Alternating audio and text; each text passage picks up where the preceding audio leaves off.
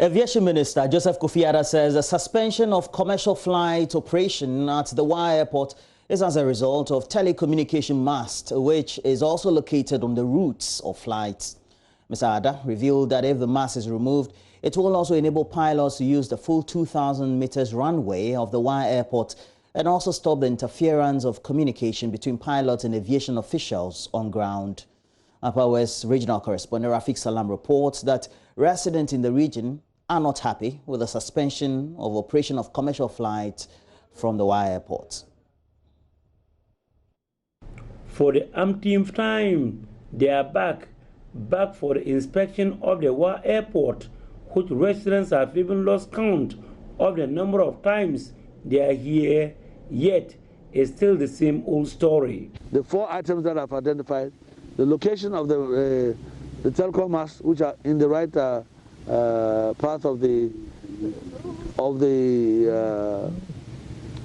flight operations, the communication system that's interfering with the navigation service devices, interfering between them and the pilots, the need for the apron, the need for the roof welling, and also we've been working on a new control tower to support the operation of the airport at Wa.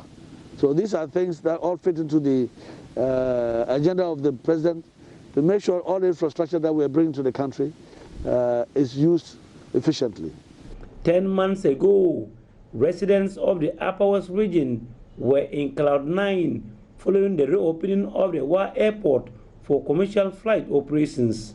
The short ceremony was marked with pomp and pageantry. Before that, the Wa Airport was only a preserve for high-ranking government functionaries coming into the region for official assignments using the Ghana Air Force. Though the operations of Africa World Airline has not been regular and smooth since they started operation, which sometimes blame on poor weather conditions, their operations came to a halt following the advent of COVID-19, the disease caused by the coronavirus. With the constraints in terms of how many passengers they can take, and the fact that many have stopped flying, it's making it uneconomical for them to be coming here as frequently as they were coming. We're even looking to increase that. With the COVID-19, it's gone down. I think given that we're going to reopen the airports by the end of this month, go to early next month, I'm sure they'll reconsider that, look at it from economic point of view. If they are sure that more passengers will come, and then they can benefit from buying the fuel and flying and paying their personnel and so on and so forth. So purely commercial reasons, that's why they're not coming as frequently as we would love them to come. Throughout the inspection tour of the aviation minister, it was unclear as to when the commercial flights will resume operations at the airport. For now, the fulfillment of a lifelong dream of residents of the Upper West region of an air transport on their doorstep that was heralded by pomp and pageantry appears to be flaming out, and thus ending on a dull fad.